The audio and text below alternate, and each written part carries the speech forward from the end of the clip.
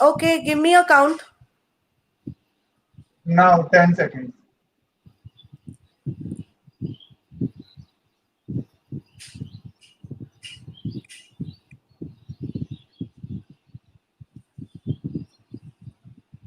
नमस्कार। आज हम सिनेमा ऑफ रेजिस्टेंस के 14वें बैठक में शामिल है और आज का हमारा विषय जो है वो बहुत ही सबके लिए खास है और वो विषय है हमारे घर। हमारे घर में सब कुछ वैसा नहीं है जैसा हमने सोचा था। सब कुछ सुंदर भी है, सुकून देने वाला भी है, लेकिन सबके लिए नहीं। हमारे घरों को संवारने वाले, हमारे घरों को साफ रखने वाले, हमारे घरों में हमारी दिक्कतों में, उलझनों में, हमारे कामों में हिस्सा बटाने वाले जो घरेलू कामगार है, उनके लिए ये सारे घर जो है वो कई बार एक बहुत चुभने वाली, अपमानजनक और शोषण की जगह बन जाती है। आज इसी कड़ी में इसी बात को लेके हमारे सामने किसलय हमारे घर, ये जो उनकी फिल्म है उसको लेकर आए हैं और उसके साथ ही मेवा भारती है, राजस्थान महिला कामगार यूनियन इसकी महासचिव है, जयपुर में रहती है। मेवा जी और किसलय, आप दोनों का ही स्वागत है। शुक्रिया आपका, प्रज्ञा जी और सिनेमा ऑफ रेजिस्टेंस दोनों का ही।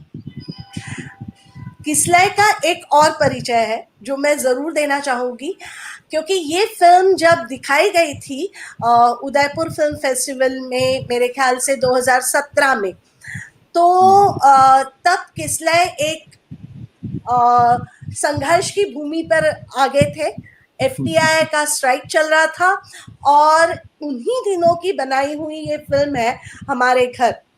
तो किसलय, सबसे पहले आपको एक बहुत सुंदर संवेदनशील फिल्म बनाने के लिए आपका अभिनंदन।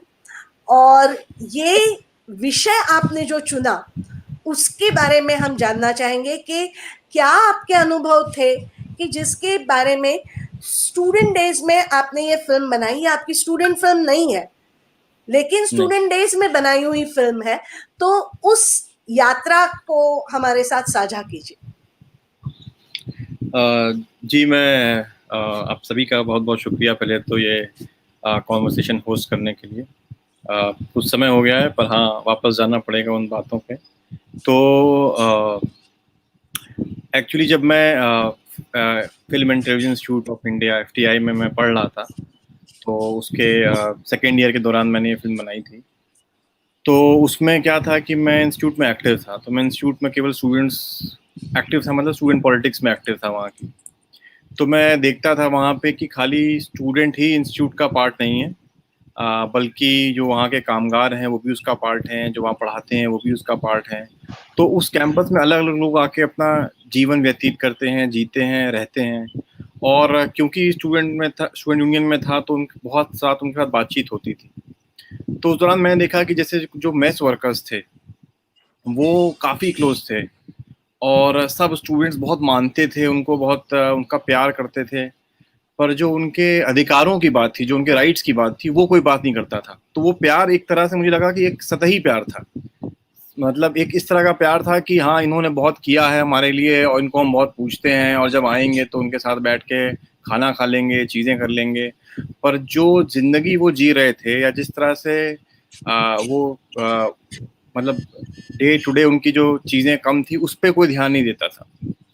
तो उसने मुझे सोचने में विवश किया कि जब मिडिल क्लास एक तरह से अपने आप को अच्छा समझता है, जो कि उसकी एक जो मानता है कि वो व्यवहार में अच्छा है क्योंकि वो प्यार से बोलता है, लोगों की इज्जत करता है, उसके बाद भी वो कैसे शोषण कर सकता है। तो मुझे जो उसका थॉट है, जो फिल्म का मूल रूप है, वो वहाँ से आया।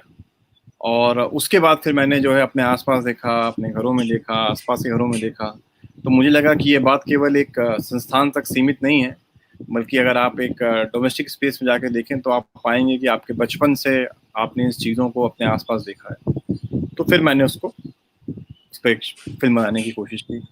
तो ये थी जर्नी, मतलब।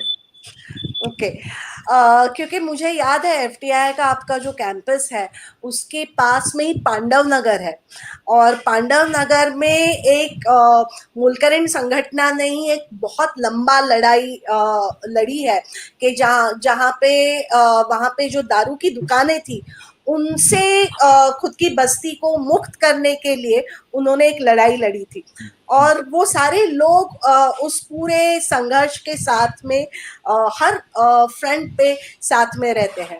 तो निश्चित रूप से मुझे याद पड़ता है कि जेएनयू में भी हमारे कैंपस में जो मेस वर्कर्स थे उनके साथ हमारा बहुत खास रिश्ता होता था, और वही सारी चीजें जो आप कह रहे हैं, तो ये एक हमेशा ही द्वंद्व रहता है, और ये द्वंद्व मुझे नहीं लगता और किसी कार्य क्षेत्र में इतना ज्यादा प्रखर होता हो जितना वो घरेलू कामगारों के क्षेत्र में होता है। अगर देखा जाए तो 2001 में लगभग 8 करोड़ घरेलू कामगारों की संख्या थी, फिर वो 6 करोड़ पे आई। अब कहा जा रहा है कि एनएसएसओ का डेटा बताता है कि वो 3.2 करोड़ है। हाँ, मतलब एक तरह से देखा जाए तो घरेलू कामगारों की संख्या कम होती जा रही है। तो क्या ये वास्तव में है या आंकड़ों में कम होती जा रही है? क्योंकि आसपास का दृश्य देखते हैं तो मुझे लगता है कि घरेलू कामगार या फिर घर में कोई एक और व्यक्ति वो काम करे जिसके लिए उसका पेमेंट किया जाए, ये संख्या बढ़ी है गए दिनों में।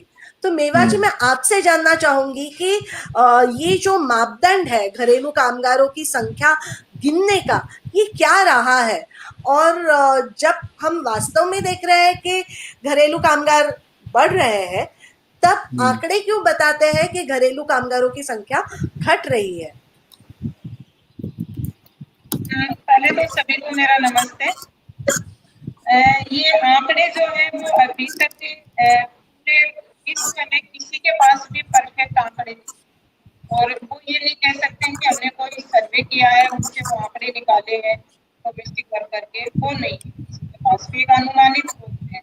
और अभी जो बात आ रही है कि हकीकत में तो ये बढ़ रहा है डोमेस्टिक वर्कर का। हम देख रहे हैं, जयपुर में हमने देखा कि जब हमने 2006 में काम शुरू किया उस टाइम जो संख्या थी, आज हम देख रहे हैं तो उससे डबल संख्या आज जयपुर में नजर आती है, तो कम तो नहीं है।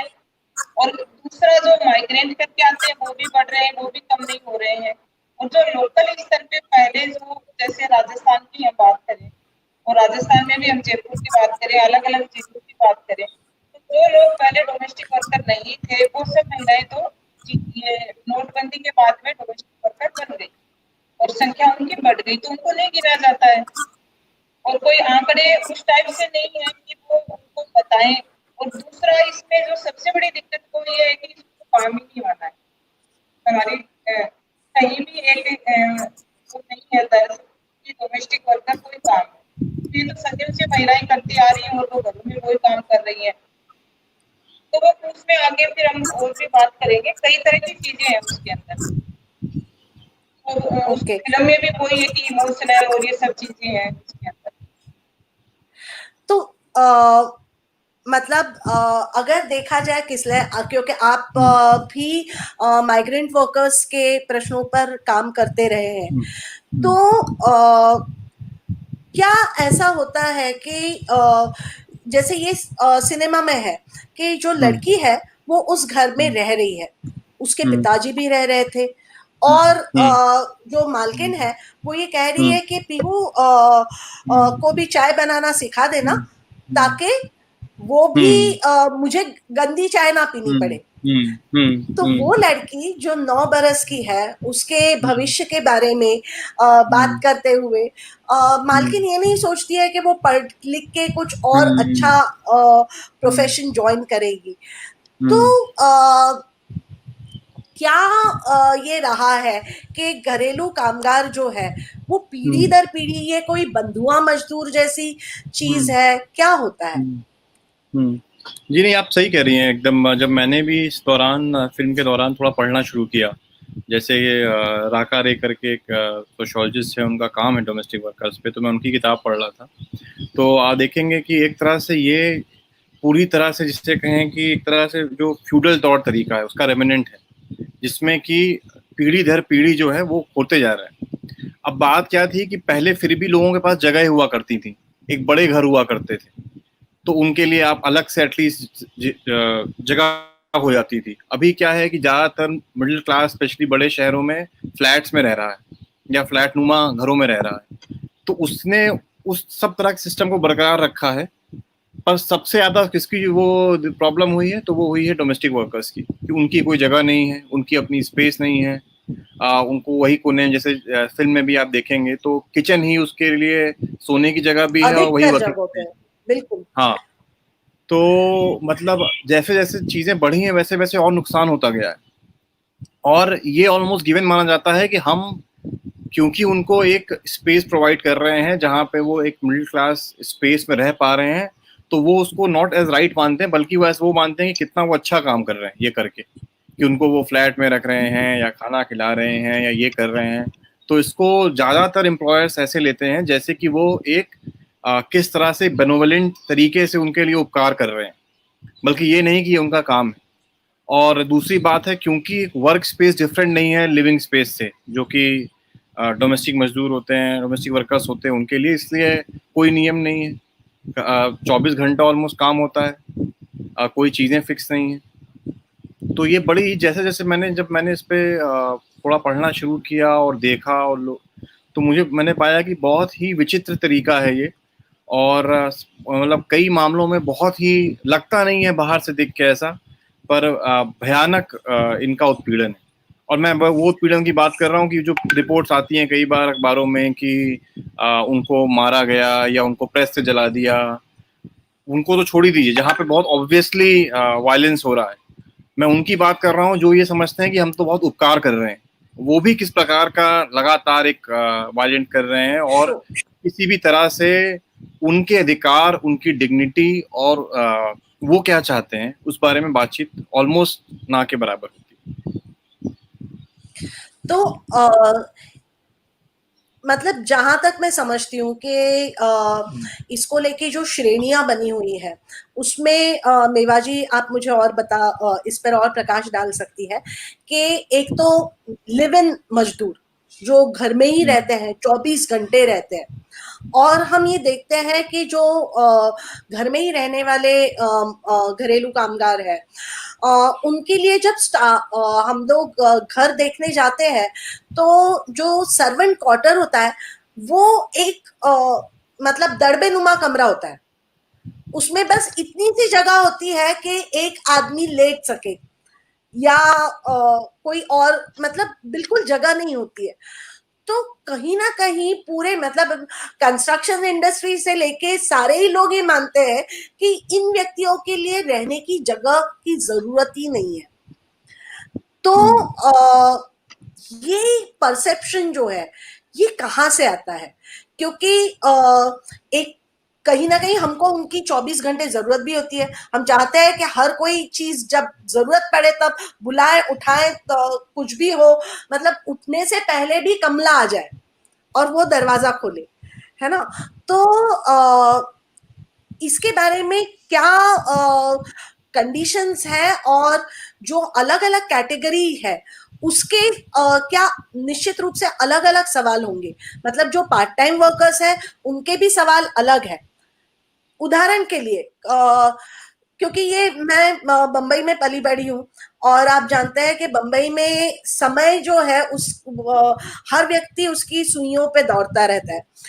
तो इसको लेके हमेशा एक टेंशन रहती थी घर में कि माँ बाप दोनों ही काम करने वाले हैं, तो घर में जो काम करने के लिए व्यक्ति आएगा वो किस समय पे आएगा, उससे 5 मिनट यहाँ या वहां हो जाए तो बाकियों का जो सारा चक्र है वो गड़बड़ा जाएगा। तो उस व्यक्ति के घर में क्या हो रहा है, उस व्यक्ति के यहाँ क्या हो रहा है, उसे ये रखना यानी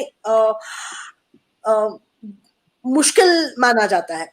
तो हर एक श्रेणी के जो घरेलू कामगार है उनकी जो समस्या है उन पर थोड़ा मेवाजी आप प्रकाश डालें।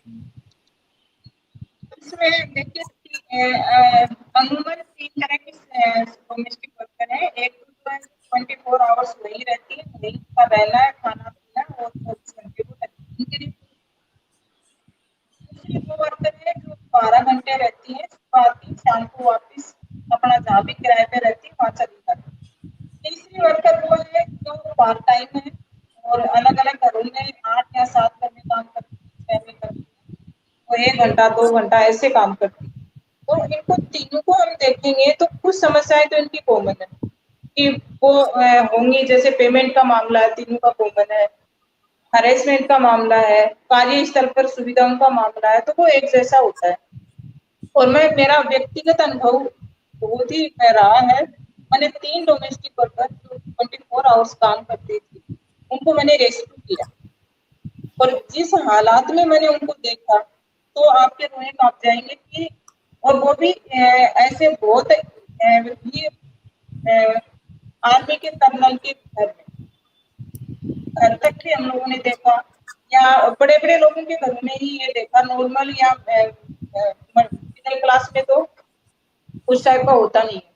तो वो जब हम लोगों ने देखा और उनके रहने की जगह देखी जा करके कि वो कहाँ रह रही है, तो आप लोग ताज्जुब करेंगे कि सीढ़ियों के नीचे थोड़ी सी जगह होती है गैलरी टाइप की, वहां उसके एक थैली में उसके कपड़े होते हैं, वो आम रास्ता है आने जाने का, फ्लैट टाइप का है, तो उसमें वो रहेगी तो आने जाने वाले छेड़ते हैं। जब वो बोलेगी तो मानेंगे नहीं कि नहीं, तो ऐसा होता ही नहीं है। न कोई सोने का टाइम है, न उठने का टाइम है, किसी भी तरह का कोई टाइम नहीं है। रात को 2 बजे पे आपने कुछ मांगा तो आपको देना ही है। आप रात को 12 बजे तक खाना खाएंगे तो आपको जागना है, वो आपको 4 बजे उठना है तो उठना ही है। तो ये 24 आवर्स जो वर्कर है उनकी तो बंधुआ मजदूर से भी बदतर कंडीशन कि आप कुछ अपनी मर्जी से कुछ नहीं कर सकते, खा नहीं सकते, कुछ नहीं कर सकते। और वो बोलने को कुछ भी बोल लें कि हम बहुत अच्छे से रखते हैं, इमोशनली आप बहन का रिश्ता बना लेंगे, बेटी का बना लेंगे, आंटी का बना लेंगे, वो दूसरी बात है। और जो 12 घंटे रहती हैं उनको थोड़ा ये रहता है कि चलो 10-12 घंटे काम करना है और अपनी मर्जी से अपने घर में जाके खाना खा सकती हूँ, रह सकती हूँ, अपनी मर्जी से कुछ चीजें मैं कर लूँ। और जो पार्ट टाइम है वो थोड़ा उनको रहती है कि जब भी आप किसी पार्ट टाइम से पूछोगे कि आपको 24 घंटे रहना है किसी के घर में, एक ही घर में काम करना, वो मना कर देते कि हमारी स्वतंत्रता चली जाती है, हम बिल्कुल नहीं करेंगे, हम खुला काम करेंगे और अपनी मर्जी से अपना खाना पीना रहना सब करते हैं। तो जो स्पेस की बात है रहने के लिए, आवास का जो मामला है उसको माना ही नहीं जाता है कि इनको कोई जगह भी चाहिए क्या। उनका ये है कि आप गेट के सामने भी सो सकते हो, कि आप हमारे बॉडीगार्ड हो, आपको काम तो करना ही है घर में, वो तो है ही है आपका। और आप रात को जब हम सो जाएंगे तो कई एक केस में मैंने ये देखा कि जब आप गेट बंद कर दिया तो गेट के आगे वो लड़की सोई, तो ऐसा भी होता है। और इसमें सबसे बड़ी दिक्कत ये है कि कोई नियम कानून नहीं है, न तो सेंट्रल के स्तर पे है, न स्टेट के स्तर पे है, और न ही इसको काम की श्रेणी में माना जाता है, और न ही इसको कोई उस तरह का देखा जाता है कि ये किसी का घर है कार्यस्थल। तो वहां पे आपको बहुत सारी चीजें अलाउ भी नहीं कि आप निरीक्षण करो, जाओ, देखो। और जो 24 आवर्स जो वर्कर है उसके बारे में तो आप बात ही नहीं कर सकते, न मिल सकते हैं उनसे। यदि आपको कैसे भी पता लगा तो आप उसको रेस्क्यू करवा सकते हैं या कुछ मदद कर सकते हैं। किसले इस पूरे फिल्म में एक इशू जिससे फिल्म के शुरुआत में ही आता है कि आपको पुलिस वेरिफिकेशन करवाना है, और उससे वो फिल्म चालू होती है। और उसके बाद में उसको लेके हिचक भी है जो मालकिन है वो, कि क्या जरूरत है इसकी, मेरी छोटी बहन कह दो, है ना। और लेकिन उसके बावजूद वो उससे पूछती भी है कि क्या तुम्हारा आधार कार्ड है। तो ये पूरे मतलब इससे आपने जो कहानी शुरू की, कहानी की आपकी जो पूरा एक जिसे कहे कि कैनवास खुला, वो शुरुआत के इसमें आपने जो लाया उसके बारे में थोड़ा बताइए कि ऐसा क्यों हुआ। और दूसरा ये कि कहानी में जो अलग अलग इश्यूज आते हैं उसके बारे में थोड़ा सा बताइए। जी आप सही कह रहे। तो मेरा मतलब मुख्य रूप से मैं दिखाना चाह रहा था जो सिमरन और कमला के बीच की जो उनके संबंध हैं या जो उनके बीच की चीज़ें हैं। पर उसके अलावा मैं ये भी देख रहा था उसमें उस दौरान कि घर में खाली मतलब जब मैंने घर को समझने की कोशिश की, देखने की कोशिश की, तो मुझे लगा जब हम अपने घरों में रहते हैं तो उसमें कई लेवल्स पे स्ट्रक्चर्स, हायरार्कीज काम कर रही होती हैं। जैसे कि आप देखेंगे कि जो राज है वो एक तरह से देखता है सिमरन को, वो ऑर्डर देता है सिमरन को। सिमरन बोलती है कमला से, कमला जब वो कूड़े वाली आती है तो उससे एक तरह से बात करती है, या कमला जो दूसरा कमला आता है जो कि पिछला घर में एम्प्लॉय था उससे एक तरह से बात करती है। तो केवल एक हायरार्कीज नहीं है बल्कि कई लेवल पे अलग अलग हायरार्कीज काम कर रही हैं। और कहीं ना कहीं मतलब बार बार उसको ये लगता है कि जो है चीज़ें कि क्योंकि अब आजकल क्या हो गया है कि तो हर जगह खासतौर से बड़े शहरों में ये RWAs बन गए हैं, सोसाइटीज़ बन गई हैं अपार्टमेंट की। इनके अपने रूल हैं, ये अपने तरीके से फॉलो कर रहे हैं और इनको अपनी अपनी रिक्वायरमेंट्स हैं।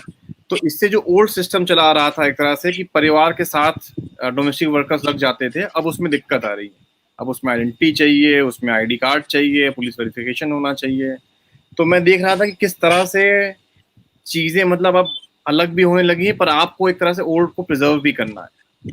तो वो बात मेरे दिमाग में थी और मेरे ब्रॉडली में जो मेरे चीज़ों में दिखाना था कि केवल एक एम्प्लॉयर एम्प्लॉय रिलेशनशिप नहीं दिखाना था, बल्कि एक विस्तार से एक घर के अंदर किस अलग अलग लेवल पे किस तरह तरह के स्ट्रक्चर्स और हायरार्कीज काम कर रहे हैं, उसको भी दर्शाने की चाह थी या उसको भी एक्सप्लोर करने की चाह थी, जिससे कि केवल एक तरह से रीडिंग ना की जाए, बल्कि कई लेवल पे दर्शक उसको महसूस कर सकें जिस तरह से जो घर में चल रहा है। बिल्कुल, क्योंकि वो मुझे एक तो वो दृश्य बहुत अच्छा लगा कि वो लड़का जब बोलता है कि तुम्हारा नाम क्या है, तो वो भी बोलता है कमला। तो कमला एक जैसे मेटाफर हो गया कि जो व्यक्ति इस घर में काम करता है, चाहे उसका जेंडर बदल जाए, चाहे वो व्यक्ति बदल जाए, लेकिन वो रहेगा कमला ही, और कमला की नियति वही रहेगी, है ना।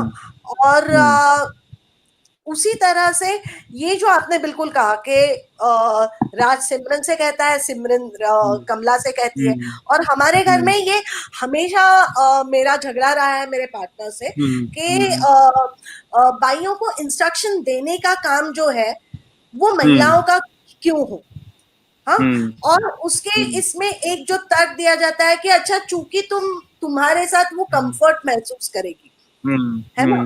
और जब मतलब इसको तोड़ना पड़ा बहुत सारे इसमें, लेकिन जब भी पैसे की बात होती थी तो वो मेल मेंबर्स से करती थी कि ये चाहिए। तो तब वहां पे वो जो क्लोजनेस है, तो बिल्कुल आप सही कह रहे हैं कि जो पावर स्ट्रक्चर्स है, तो हमारे घर कोई एक लोकतांत्रिक जगह जो है वो कभी नहीं थे, ना हमारे परिवार थे, ना हमारे घर थे, और ना इसीलिए हमने कभी उस लोकतंत्र का चोला जरूर हम पहनते हैं कि हम बेनेवोलेंट दिखने की कोशिश करते हैं, लेकिन हमेशा ये होता है कि अच्छा उसको कितना दिया जा रहा है, क्या दिया जा रहा है, उसने कितना काम किया, क्या काम किया। आपके फिल्म में एक बहुत और खूबसूरत दृश्य है, मतलब कई सारे दृश्य है जिनको मैं यहाँ पे गिना सकती हूँ, लेकिन एक जो दृश्य है कि जहाँ पर कमला को ये कहा गया है कि जो बॉक्सेस है, क्योंकि वो जगह बदल के आए हैं तो वो बॉक्सेस खाली करने हैं, और उसमें से वो चित्र उठाती है, वो देखती है कि इस पूरे घर में कौन सी जगह होगी जो इसके लिए सही रहेगी, और उस हिसाब से वो दृश्य, वो जो चित्र है वो लगा देती है। तो उसके बाद पूछा जाता है कि अच्छा तुमने यहाँ लगाया, अच्छा नहीं लग रहा है, नहीं तुमने वहां नहीं लगाया जहां मैंने कहा था। तो ये जो पावर है कि it is not something about कि तुमने इस घर को अपना मान के कोई चीज की है, लेकिन वो एक पावर है कि मैंने तुमको हुक्म दिया था और वो तुमने नहीं माना। तो ये पावर स्ट्रक्चर्स उस फिल्म में बहुत खूबसूरती से खुलते हैं। तो मैं मेवा जी से जानना चाहूंगी, क्योंकि इस फिल्म पर मैं लगातार बोल सकती हूँ, मतलब ये ऐसी फिल्में हैं कि जिनके ऊपर मैं लगातार बोल सकती हूँ, लेकिन मैं मेवा जी से जानना चाहूंगी कि मेवा जी ने भी ये फिल्म देखी है, आप इस क्षेत्र में काम भी कर रही है, तो आप बताइए आपको ये फिल्म देख के क्या लगा? तो जो फिल्म देख करके मुझे ये लगा कि जो मैं धरातल पे जो काम कर रही हूँ उससे वो फिल्म कनेक्ट कर रही है।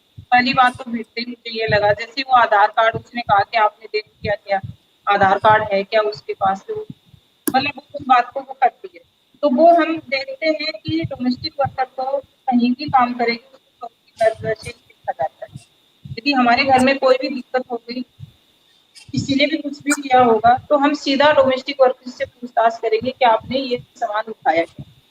कोई भी ले जाएगा, हम अपने घर में नहीं पूछेंगे, अपना खुद का घर नहीं देखेंगे, कुछ भी नहीं करेंगे, वो सीधा हम कंप्लेंट कर देंगे।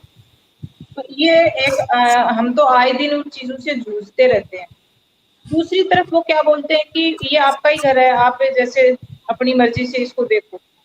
तो वो उसमें भी वो आया कि उसने वो तस्वीर से वो साफ हो गया कि आपका घर नहीं, आप सिर्फ इसमें काम कर सकते हो, वो दिन मैं जो बोलूंगी वही आप कर सकते हो। फिर वो जो पीढ़ी दर पीढ़ी वाला उसमें जो था वो मुझे बहुत खटक रहा था, और वो मैं देखती भी हूँ प्रैक्टिकल में कि वो ऐसा होता है कि उसको तैयार करो बच्ची को, जिससे वो मेरा आगे का काम कर सके। आप तो शादी करके 3 साल में चली जाओगे तो मेरा क्या होगा। तो वो कहीं भी हम देखते हैं कि हमारे इमोशनल जो हिंसा है वो बहुत ज्यादा होती है, और वो दिखाते नहीं है कि ये हिंसा का पार्ट है, और वो हिंसा है तो उसके अंदर क्या चल रहा है वो कभी भी टटोला नहीं जाता है, उसपे कभी बात नहीं की जाती है, और उसको कभी देखा नहीं जाता है। और कई घरों में ऐसा है कि देख लेते हैं पर वो नजरअंदाज करते हैं कि हमारा काम नहीं है, ये तो काम वाली है, आप चली जाएगी काम करके, हमारा क्या लेना देना।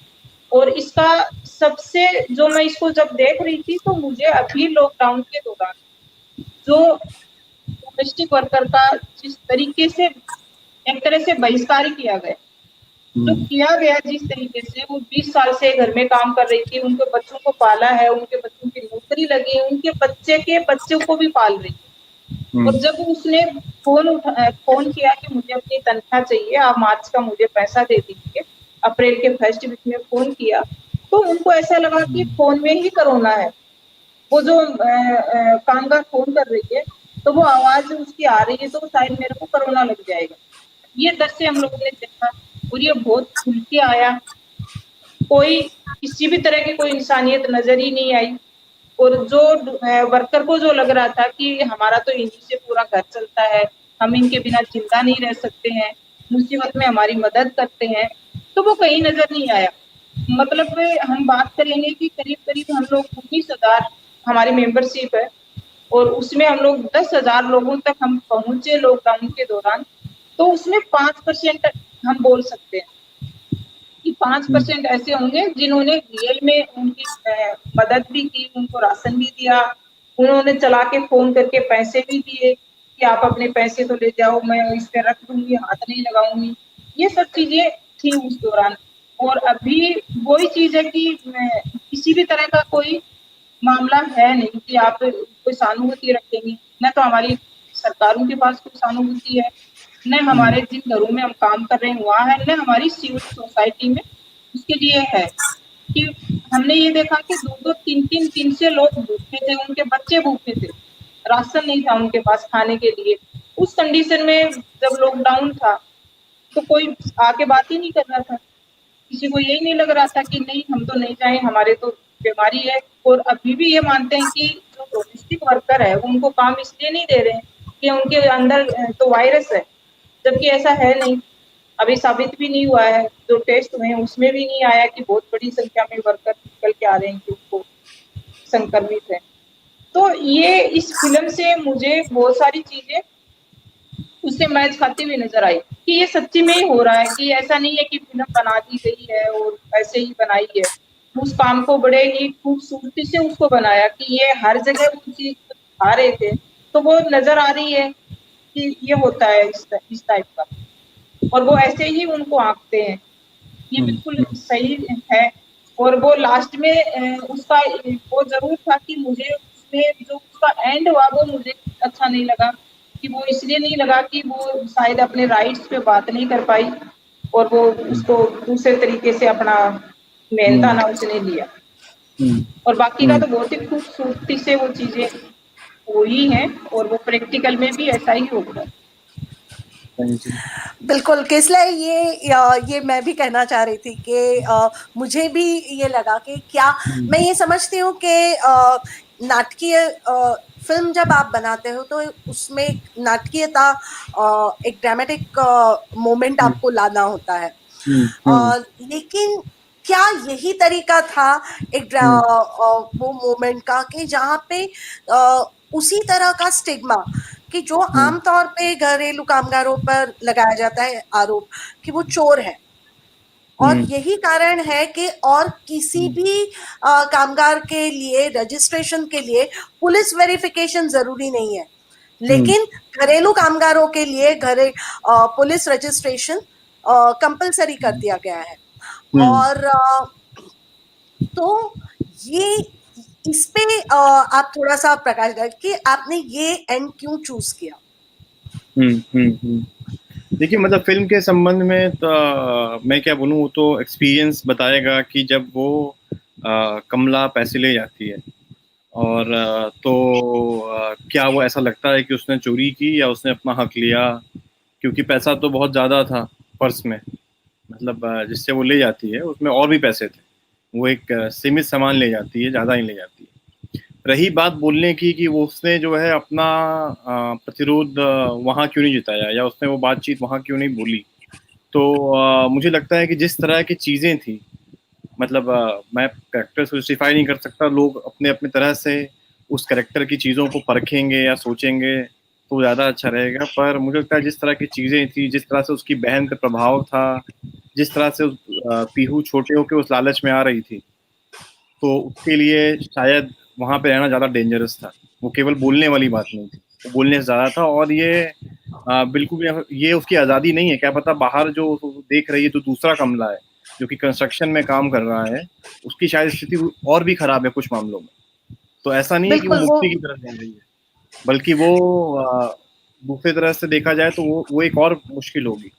और तीसरी बात, मैं अगर फिल्म, जैसे आपको कुछ समय हो गया है, वो उस समय की बात थी और अब आप भी थोड़ा समय होता है तो आप वापस जाके देखते हो, तो एक फ्रेंच फिल्मकार हैं, उनका नाम है, उनकी भी फिल्म कई सारे दर्शक हैं वो यहाँ पे हैं, तो उनको बता दूं कि एक उनकी फिल्म है द सेरेमनी करके, द सेरेमनी नाम से, क्लॉड शैब्रोल करके एक फ्रेंच निर्देशक हैं। और उनकी भी लगभग मूलतः यही कहानी है कि एक मैंने बाद में देखी कि एक डोमेस्टिक वर्कर एक फ्रेंच विला में रह रही है और उसके पास अपना जगह है, उसके पास अपना घर है और अपनी टीवी है। पर उसमें दिखाया गया है किस तरह की, जैसे ये फिल्म अगर फ्यूडल सेटअप में एक्सप्लोर कर रही है, तो वो फिल्म एक पूरी तरह से कैपिटलिस्ट समाज में एक्सप्लोर कर रही है, एक डोमेस्टिक वर्कर की स्थिति जहाँ पे उसके कोई बात करने के लिए नहीं है, बस उसको एक जगह छोड़ दिया गया है। और उसमें अंत में आके वो बंदूक उठाती है और सबको गोली मार देती है। तो मतलब वो एक और वो था। तो मुझे वो पहले तो बड़ा अचंभा हुआ वो देख के कि गोली कैसे मरवा दिया। फिर मैं जब बाद में सोचा, जब चीजें सोची, तो मुझे लगा कि ये ना कि जब आप एक कला बनाते हो या एज फिल्मकार, तो आपको अपने लिए एक टफ चैलेंज लेना चाहिए। कि जैसे मान लीजिए कि मैं आज के उस पे फिल्म बनाऊं कि आज के समय में, और मुझ में कैरेक्टर हो जो कि मुस्लिम कैरेक्टर हो और मैं दिखा रहा हूँ कि समय में जी रहा हूँ, तो एक तरीका होगा कि मुस्लिम्स ऑलरेडी स्टिग्मेटाइज हैं तो उनको अच्छा बनाओ, उनको बहुत मासूम बनाओ, प्यारा बनाओ, गॉड फेयरिंग बनाओ, जिससे कि इस डर से कि समाज तो उनको ऑलरेडी वैसा देखता है। और मुश्किल बात यह होगी कि उनको दिखाओ कि उनके अंदर भी किस तरह का विकार आ रहा है, क्योंकि समाज उनको लगातार एक तरह से देख रहा है। और वो, क्योंकि आखिरकार फिल्म इसीलिए अलग होती है किसी मतलब एक पॉलिटिकल पार्टी से या एक न्यूज़पेपर से या एक चीज़ों से, चाहे वो फिल्म हो चाहे वो उपन्यास हो, उसकी खूबसूरती यही होती है कि आप देख सकते हो कि वो व्यक्ति किस तरह के स्ट्रक्चर्स, किस तरह का समाज उस व्यक्ति को बना रहा है, और उसमें कोशिश करनी चाहिए कि आप आसान से बजाय मुश्किल चीजों के प्रति ऑडियंस व्यूवर्स के दिमाग में सवाल पैदा कर सके। तो मुझे लगता है अगर मैं आज बनाऊंगा तो मैं और भी कॉम्प्लेक्स चीज लूंगा अपने लिए, क्या पता, मतलब मुझे ऐसा लगता है आज इस दौरान। बिल्कुल। मेवा जी, आप कोई टिप्पणी करना चाहेंगी कि मतलब ऐसी परिस्थिति में आपको पूरी तरीके से ढकेला गया है कि आपको वहां से, क्योंकि बिल्कुल आपने जैसे कि किसने कहा कि उसके लिए सबसे प्राथमिक है पीहू की पढ़ाई और पीहू का भविष्य, और जब उसको दिख रहा है कि वही खतरे में आ रहा है तो शायद वो एक एक्सट्रीम स्टेप लेती है जो शायद वो ना करती। वो लड़की जो अपनी पिन निकाल करके सिमरन को दे रही है, या फिर सिमरन ने दिए हुए पैसे का हिसाब भी रख रही है, वो पैसे वापस लौटा रही है, वो केवल उतने ही पैसे ले रही है जितनी उसकी तनख्वाह है। तो कहीं ना कहीं एक एक्सट्रीम स्टेप है जो वो ले रही है, और तुम अगर वैसे भी हमको ऐसे ही देखते हो तो यही सही, शायद यही ये था। आप कैसे देखती है इसको? नहीं, ये उस हिसाब से तो बिल्कुल उसने सही स्टेप लिया कि ये होता है, ऐसे ही होता है कि वो उसकी बेटी को देख, और उसको लास्ट में होता है कि वो पीढ़ी दर पीढ़ी इसीलिए वो चलता है।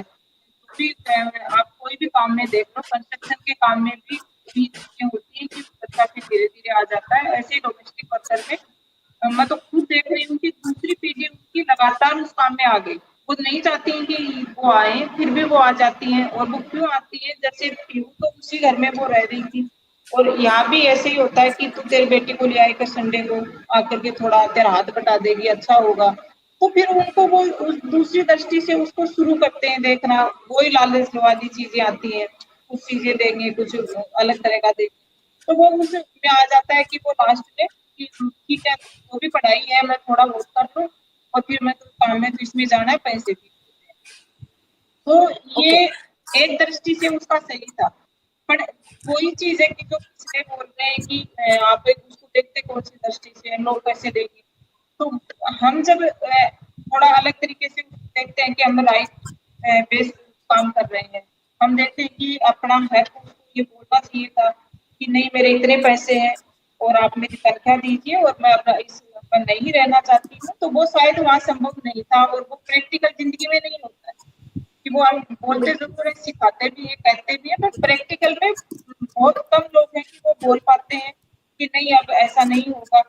और उसको चिंता वही थी, पीहू की चिंता थी बार बार कि वो इसमें नहीं आए और वो ये काम में बिल्कुल नहीं आए।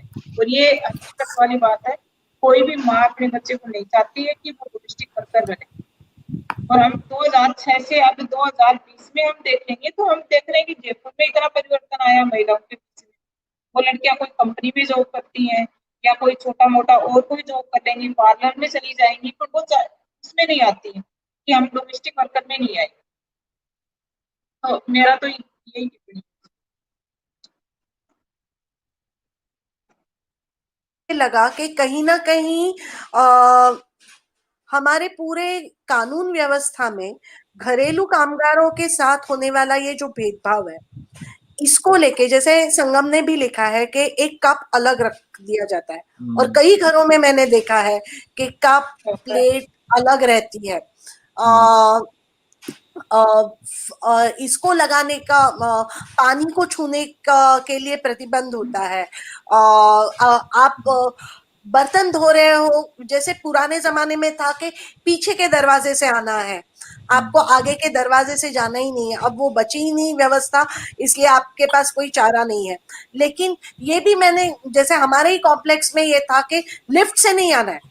जो घरेलू कामगार या घर में काम करने वाले लोग हैं, उनमें से कोई दूध वाला, पेपर वाला, कोई भी लिफ्ट से नहीं आएगा, है ना, क्योंकि लिफ्ट तो ये सारा जो पूरा डिस्क्रिमिनेशन है, उसको लेके कोई कानूनी प्रावधान है?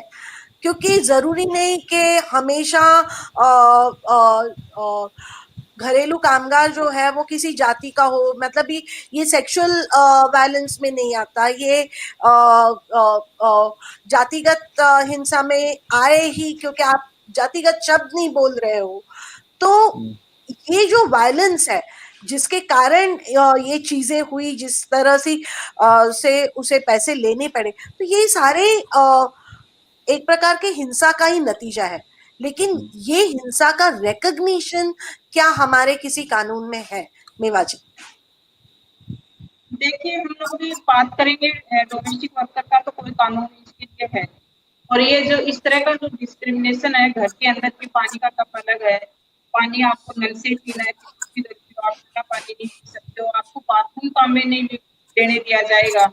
तो ये सब चीजों के लिए कोई कानून नहीं है, न कोई आपके आईपीसी में कोई कानून है कि आप जाके बात कर सकते हैं और उसको कोई समाधान आपको मिलेगा, ये नहीं है। तो उसका एक रास्ता यही बचता है कि जो लोग अपना यूनियन बनाते हैं, संगठन बनाते हैं, समूह बनाते हैं, उसमें वो एक समझ बनाते हैं, लगातार समझ के आधार पे वो अपना फिर कुछ चीजें शुरू करते हैं। जैसे उनका थोड़ा बहुत अपना समूह मजबूत होता है, वो उनको लगता है कि इस कॉलोनी में हम शुरुआत करते हैं और हम लोग चीजें मांगना शुरू करेंगे कि हम लोग ये नहीं करेंगे, वो जरूर उसमें होता है। और ये जो चीजें हैं इसको कहीं दर्शा भी नहीं सकते हैं, और ये अंदर से है कि आप जाके दूसरे, जैसे आप बाहर निकल के आए, कॉम्प्लेक्स की जो हम तो बार बार जो बात हो रही है, तो वो यहाँ भी वही सिस्टम है, डोमेस्टिक वर्कर को बिल्कुल नहीं जाने देंगे, और बाकायदा लिखा हुआ होता है कि इस लिफ्ट से ये लोग नहीं जाएंगे। आजकल तो पर्चा चिपका दिया है, तो कोरोना का बहाना लेके चिपकाए है, और वो बिल्कुल एक अलग तरीके का है। अब कोई महिला सुबह 6 बजे अपने घर से निकलती है, वो दोपहर में 3 बजे घर आएगी, 2 बजे घर आएगी, तो बाथरूम जाने के लिए तो वो कैसी भी स्थिति है, यदि कई बार शोषण भी होता है, तो कहेंगे कि ऐसा है, ये काम छोड़, अपने वापस अपने कमरे पे जा और फिर आप वापस आ जाना, आपको लिए अलाउ नहीं है। तो ये चीजें हैं, और ये चीजें फिर वही मैं जो बोलना है कि समूह के अंदर संगठन, यूनियन, वहाँ पे ये कुछ चीजें लागू हो पाती है और कुछ चीजें वहाँ पे भी लागू नहीं हो पाती है। तो उस पर निर्भर करता है कि आप कितना स्ट्रॉन्ग तरीके से अपनी चीजें वहाँ पे आप रख सकते हैं कि उनको ये लगे कि मेरे को जरूरत नहीं है, मुझे तो क्या मेरा घर चलाना है, पैसे की इतनी जरूरत है, पर उतनी ही जरूरत आपको भी है। जो काम करा रहे हो, तो देखिए मैं काम नहीं, तो आप ऑफिस नहीं जा सकते हो, आपका घर नहीं संभलेगा।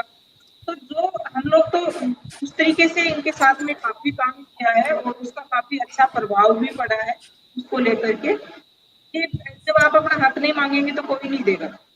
और एक बच्चे से भी हम सीख सकते हैं कि जब बच्चा नहीं रोता है तो माँ उसको बिल्कुल दूध भी नहीं पिलाती है, वो देखती है कि मैं 2 काम और ऐसे करके मैं अपना पूरा वो कर सकती हूँ। तो यही इनके अंदर है। और जब जहाँ जहाँ इन लोगों ने मांगना शुरू किया, चाहे वो महाराष्ट्र में हो, वहाँ भी वो एक डिस्क्रिमिनेशन से ही वो चीज, और वो पूरा एक आंदोलन बना, वो पूरा काम हुआ। ऐसे ही जयपुर में भी ऐसे ही हुआ, घर में मारपीट को लेकर के वो पूरा इस तरीके से डेवलप हुआ। और जहाँ जहाँ उनको लगा कि हमको, जैसे छुट्टियों की बात करें, कोई भी डोमेस्टिक देना चाहते, तो कहीं प्रावधान नहीं है कि आप 4 छुट्टी दो, तो उसमें क्या है कि वो अपना पावर उनको थोड़ा दिखाना पड़ता है कि मेरे बिना आपका काम भी नहीं चलेगा, तो आपके बिना मेरा भी नहीं चलेगा।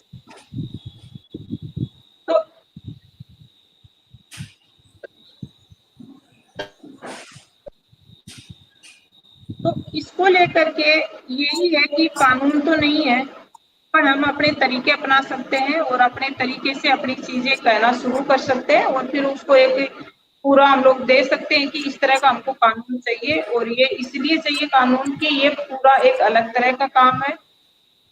तो ये इसी तरीके से ये है पूरा। ओके, एक सवाल जो आया है कि ये फिल्म जो है बहुत छोटी छोटी चीजों को दर्शाती हुई है। फॉर एग्जाम्पल जब पीहू डियो का ये कर रही है, तो पीछे से जो पूरी एक ठक ठक ठक ठक करके एक आवाज आती है, एक तो जहां पे भी उसका गुस्सा उबल रहा है वहां पर ये होता है। या फिर फिशी कि जिसकी मेमोरी केवल 3 सेकंड की होती है, तो ये मान लिया जाता है कि ये भी फिश ही है जो ये सब भूल जाएगी। तो बहुत महीन चीजों से और बहुत सुंदर डायलॉग से ये फिल्म जो है एक बहुत कॉम्प्लेक्स इशू को सामने रखती है। तो आपने ये फिल्म जहां जहां दर्शाई तो लोगों का क्या प्रतिसाद रहा? जी, मतलब क्या कहते हैं, जब मैंने फिल्म बनाई थी तो मैं तो उस समय अपने मतलब इस मकसद से बनाया था कि मुझे एक फिल्म बनानी है और देखना है, और सीख रहा था कि कैसे चीज़ें होती है फिल्मों में, क्या होती है। पर जब मैं दिखाया और मैंने उसको अलग अलग जगहों पे दिखाया, एटलीस्ट पुणे में जो हमारे यहाँ क्या कहते हैं, जो सिक्योरिटी गार्ड्स हैं, बहुत सारी वुमेन वर्कर्स काम करती थी एज स्वीपर्स, उनको दिखाया। तो जो मैंने जब वर्किंग क्लास से कई क्षेत्रों में फिल्म दिखाई तो उनका कहना था हाँ ये तो बहुत स्वाभाविक है, मतलब उनको सूक्ष्मता ज़्यादा ही लग रहा था कि ये तो एकदम ऐसा ही होता है। और जब मैंने बाकी स्पेसेस में दिखाया तो लोगों ने धीरे धीरे सोचना शुरू किया कि अच्छा क्या होता है। अच्छी बात यह रही कि किसी ने भी इसको बहुत दूर से नहीं देखा, मतलब सब लोग इसमें अपनी झलक, जितना मुझे कमेंट्स आए, अपनी एक झलक देख पा रहे थे। इवन जबकि मैंने बहुत ही जो प्रोग्रेसिव सर्कल्स है वहाँ भी दिखाई, तो भी लोगों को अपने अपने आसपास की झलक फिल्मों में दिखी। और तो मैं उससे उस बात से खुश था कि मेरा एक मकसद ये भी था, और सूक्ष्मता से मेरा मतलब ये था कि कई बार जब फिल्मों में कुछ कैरेक्टर दिखाए जाते हैं तो वो ना बहुत ही आसानी से दिखा दे सकते हैं कि वो अच्छे कैरेक्टर हैं या बुरे कैरेक्टर हैं, और जो जनता देख रही होती है वो अपने आप को भूल जाती है, वो अपने आप को उससे लगा नहीं पाती है, या तो दूर कर देती है कि ये तो गंदे लोग हैं, या तो ये मान लेती है कि ये तो बहुत ही अच्छे लोग हैं। तो मेरा मकसद ये था कि ऐसे कैरेक्टर्स दिखाना जिससे कि जो ऑडियंस है वो अपनी झलक देख पाए, अपने आप को देख पाए। तो कुछ हद तक वो हुआ और वो एक्सपीरियंस आए। और बाकी तो सिनेमा ऑफ रेजिस्टेंस ने भी बहुत जगह दिखाई है इस फिल्मों को, अलग अलग जगह पे दिखाया है, तो मतलब मुझे अच्छा लगा है कि फिल्म अभी इतने साल बाद भी दिखाई जा रही है, उस पर बातचीत हो रही है, तो ये खुशी की बात है। ये मैं आप सबके साथ ये चर्चा शेयर करना चाहती हूँ क्योंकि हम लोगों ने जब इस फिल्म का चुनाव अब किया, क्योंकि 2017 की बनाई हुई फिल्म है, और तो उसका कारण था कि कोरोना के पूरे महामारी के दौरान बहुत बुरी तरीके से डोमेस्टिक वर्कर्स को ट्रीट किया गया है।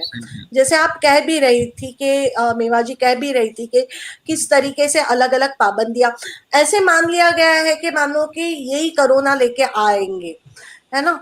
और एक तरह से शक पहले भी शक रहता था, वो चीजों को लेके रहता था कि कोई चीज उठा के, अभी ये शक है कि मतलब ये मानो हमको मारने के लिए, एक बीमारी फैलाने के लिए आने वाले लोग हैं।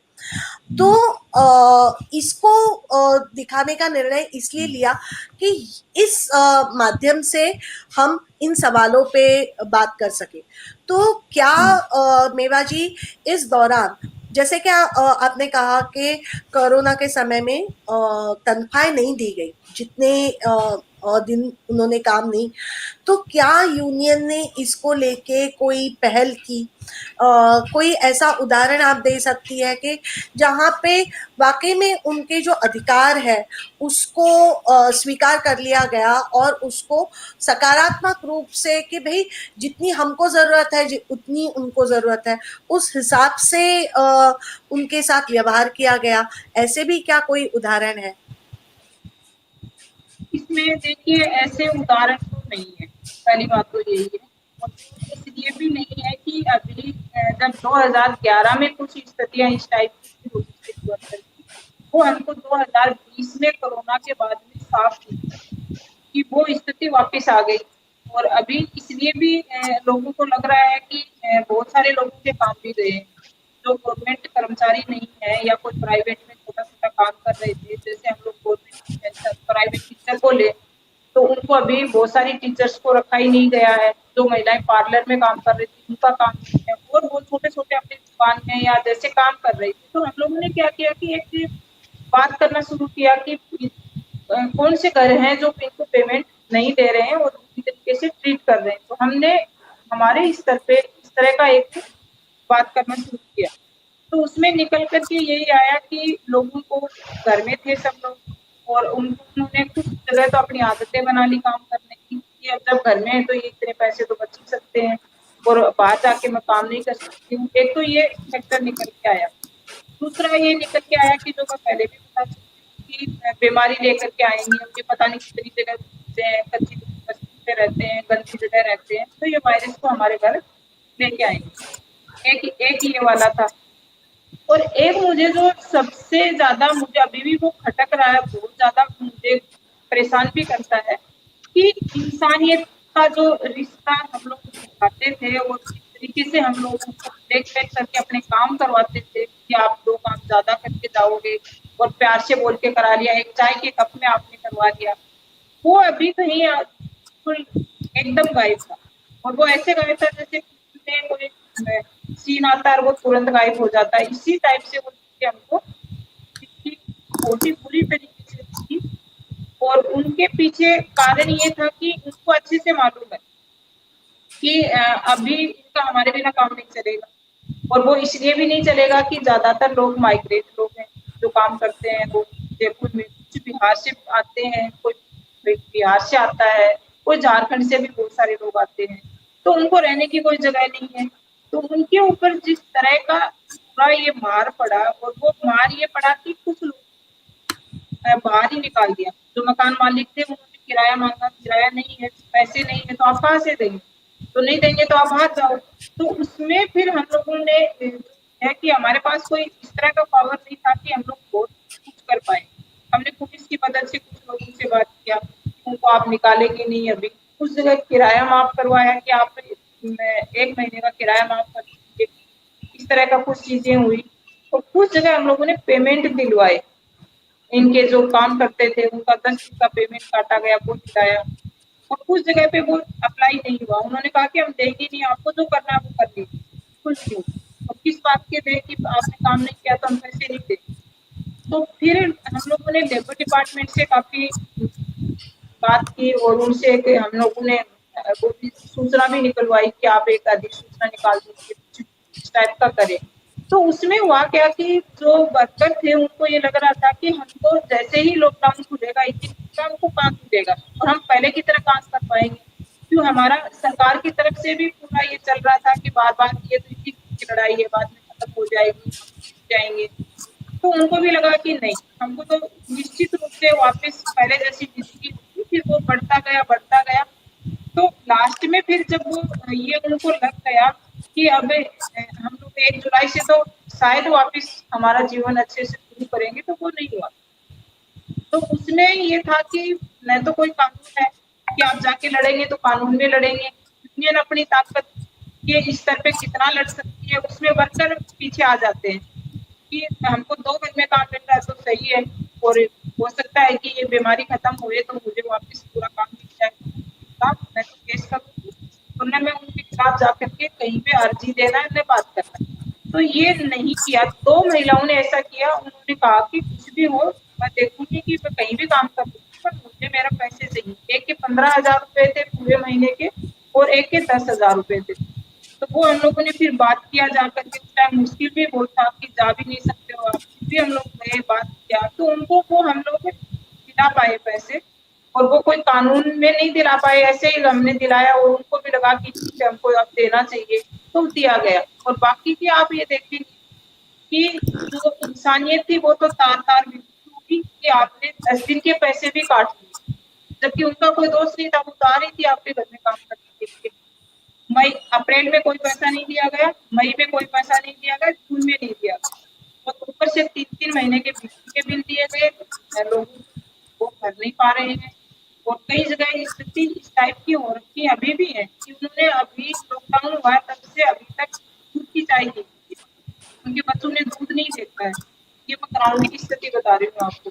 तो ये है इस टाइप का और यूनियन जितना कर सकता था उन्होंने किया, हम 10,500 लोगों तक पहुँचे, कैसे भी करके हम लोगों ने राशन की व्यवस्था की, उस जगह पे हमने दवाइयों की व्यवस्था कराई लोगों को जो दिक्कतें हो रही थी, कुछ जगह बच्चों को कुछ दूध की व्यवस्था कराई। तो वो क्या होता है कि लिमिट होती है आपकी कि आप कितना कर सकते हैं। जब कोई गाइडलाइन नहीं है, कानून नहीं है, फिर आप कुछ कर नहीं पाते। ओके, ये कहीं ना कहीं मुझे ये लग रहा है कि जो भी एफर्ट्स किए गए, चाहे वो फिल्म में जिस तरीके से दर्शाया कि अपमान जो है उसको दर्शाने के लिए कोई कानून मतलब कोई उपाय नहीं है, उसके खिलाफ लड़ने के लिए कोई उपाय नहीं है। जब वो कहती है कि मुझे मेरी तनख्वाह दो, उसके बावजूद जब 50 रुपए थमा दिए जाते हैं तो उसके खिलाफ लड़ने के लिए उसके पास कोई हथियार नहीं है। मेवा जी भी जो कह रही है कि कोरोना में जब लोगों ने नहीं दिया और कहा कि जो करना है कर लो, तो कहीं ना कहीं इस संदर्भ में कानून नहीं होना, और जैसे आप कह रही थी कि रिकॉग्नाइज ही नहीं किया गया है कि ये वर्कर की एक श्रेणी है ना। आपके कंस्ट्रक्शन वर्कर्स का रजिस्ट्रेशन होता है, उनका बीमा होता है, लेकिन घरेलू कामगारों के संदर्भ में कोई कानून नहीं बना। जहां तक मुझे याद पड़ता है 2002 से लेके इसको लेके एक लड़ाई चालू हुई थी और नेशनल लेवल पे अलग अलग संगठनों ने मिलके इसके संदर्भ में कानून बने, इसकी पहल की थी। और 2008 में सोशल सिक्योरिटी बिल आता है फॉर अनऑर्गेनाइज सेक्टर वर्कर्स, जिसमें डोमेस्टिक वर्कर्स भी शामिल कर लिए जाते हैं, लेकिन वो बिल पूरी तरह से कभी लागू हो ही नहीं पाता। उस तरह से जो इंटेंशन था, जिस इंटेंशन से ये बिल बना था, वो इंटेंशन से उसका क्रियान्वयन हो नहीं पाता। 2016-17 में वापस से domestic workers work regulation and social security bill आता है, लेकिन अभी भी 2 साल हो गए इस बात को लेके, वो बिल संसद में आया नहीं। संसद में और कई कानून हैं जो पिछले दरवाजे से आके बिना किसी चर्चा के पास हो जाते हैं, लेकिन ये कानून जो घरेलू कामगार, जो जिसे हम कहें कि आज भारत में महिलाएं सबसे ज्यादा जिन 2 सेक्टर्स में है, वो एक कृषि और दूसरा डोमेस्टिक वर्क, घरेलू कामगार का क्षेत्र जो है, ये 2 क्षेत्र ऐसे हैं जिसमें सबसे ज्यादा महिलाएं, ज्यादा संख्या में महिलाएं काम कर रही हैं। तो उसके बावजूद ऐसी क्या वजह आप दोनों को लगती है कि ये बिल पारित नहीं हो पाता? और मेवा जी, मैं आपसे ये भी जानना चाहूंगी कि ये जो 2 बिल आए, 2008 का बिल और 2017 का जो बिल है, उसमें क्या अंतर आया? किसले पहले आपके क्या आपको क्या लगता है कि ये क्यों कानून पारित नहीं हो पाता है? जी, मुझे तो लगता है कि एक रीज़न, मतलब मैंने डिटेल में तो मैं नहीं जानता, पर मुझे लगता है कि एक रीज़न ये भी है कि इसमें जो एक्सप्लॉइटर है वो मिडिल क्लास ही है कहीं ना कहीं, और उसको डर रहता है कि मतलब जब स्टेट से कोई डिमांड होती है हो या उसमें डिमांड होती हो तो उसमें सब शामिल करना आसान होता है, पर इसमें उसको डर है कि अगर ये कानून पारित होगा तो उसको ये सब चीज़ें बंद करनी पड़ेगी, उनके काम के नियम फिक्स होने पड़ेंगे, पेड लीव देना पड़ेगा, ये सारी चीज़ें करनी पड़ेंगी कि समय फिक्स होना पड़ेगा। तो मुझे लगता है कि इसमें उसका कोई भी मतलब कहीं इस तरह से भी सरोकार नहीं है, बल्कि कई बार जब ये बात सुनी जाती है, अगर आप सुनेंगी कि अगर जैसे इनफॉर्मली बात होती है, किसी ने, एक एम्प्लॉयर ने मिडिल क्लास सोसाइटी में अगर ज़्यादा पे कर दिया अपने डोमेस्टिक वर्कर को, तो उसके आसपास सोसाइटी वाले सब नाराज हो जाते हैं कि तुम हैबिट खराब कर रही हो या कर रहे हो। तो ये तो उल्टा काम करता है, तो एक एक्टिव रेजिस्टेंस है क्योंकि वो खुद ही एक्सप्लॉइटर है। तो मुझे नहीं लगता कि कि वो कभी भी इस तरह का एक्टिव सपोर्ट देगा।